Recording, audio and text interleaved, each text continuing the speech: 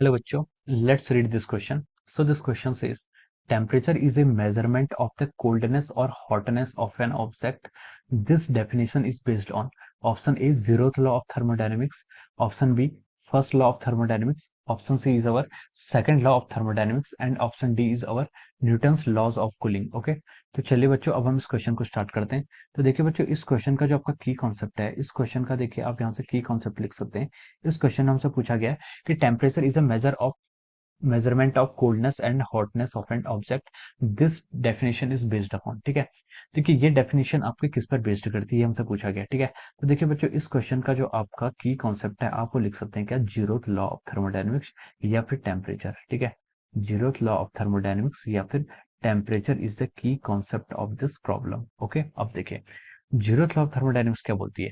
Zeroth law of thermodynamics ये बोलती है कि देखिए, अगर आपके दो systems A and B, they are in thermal equilibrium with each other. ठीक है, अगर ए और बी के हैं, एक दूसरे के साथ आपके थर्मल इक्विलिब्रियम पे हैं, और हम ये बोलते हैं कि B and C is also in thermal equilibrium with C. ठीक है, A and B are thermal equilibrium with each other, B and C are also thermal equilibrium with each other. तो हम यहाँ से बोल सकते हैं, देखिए ए बी के साथ भी है और बी के आपके यहाँ सी के साथ भी है, तो हम यहाँ से इन्फेरेंस ही निकाल लेते हैं कि ए आपका सी के साथ भी होगा। This is called our zeroth law of thermodynamics. ठीक है, ये जीरोथ लॉ ऑफ थर्मोडायनेमिक्स है, इसको हम बेसिकली इसलिए डिफाइन करते हैं क्योंकि ये आपका टेम्परेचर को बताती है। ठीक है, दिस डिफेंस अवर टेम्परेचर, या हमारी टेम्परेचर क्या, देखिए थर्मोडायनेमिक्स का जो सबसे बेसिक पार्ट है वो क्या, आपका टेम्परेचर। तो देखिए, जब हमने फर्स्ट लॉ दे दी थी, सेकंड लॉ दे दी थी, उसके बाद हमें रियलाइज हुआ कि हमने टेम्परेचर को तो डिफाइन ही नहीं किया, तो उसको डिफाइन करने के लिए हम फिर जीरोथ लॉ पर आए। ठीक है, जीरोथ लॉ की डिस्कवरी बाद में हुई है, पहले आपकी फर्स्ट और सेकंड लॉ हुई है। ठीक है, तो यहाँ से हमने जीरोथ लॉ को ऐसे कंसिडर किया है। ठीक है, तो जीरोथ लॉ आपके टेम्परेचर के बारे में बता दी। और टेम्परेचर क्या होता है, temperature is a degree of hotness और कोल्डनेस ऑफ एन ऑब्जेक्ट। ठीक है, temperature is a measurement of degree of hotness and coldness. ठीक है, तो हम देखें यहाँ पर बोल सकते हैं कि आपका जीरोथ लॉ ऑफ थर्मोडायनेमिक्स आपका ये स्टेटमेंट बताती है।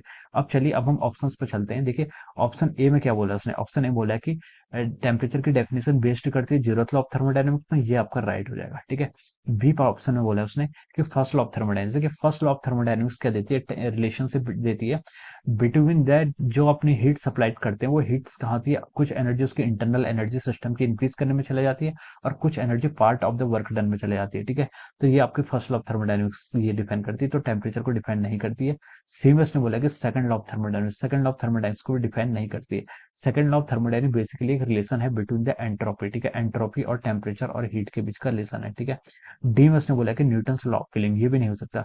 न्यूटन्स लॉ ऑफ कूलिंग ये बताती है कि जो आपका रेट होता है हीट ट्रांसफर होने का, ठीक है, वो आपका टेम्परेचर डिफरेंस पर वर्क करता है। ठीक है, it is depend upon the temperature difference. ठीक है, तो ये आपका क्या हो जाता है, न्यूटन्स लॉ ऑफ कूलिंग है। तो देखिए यहाँ से हमारा जो सबसे बेस्ट ऑप्शन आ रहा है वो क्या रहा, ऑप्शन है। ठीक है, तो हम लिख सकते हैं कि यहाँ से इसके करस्पॉन्डिंग और option A is the right answer. ठीक है, या फिर लिख सकते हैं आपका option A is correct answer of this question. Okay, option A के यहाँ पर आपका करेक्ट आंसर है। Okay, so option A will be the right answer. So I hope you all understood this concept. All the best and thank you so much.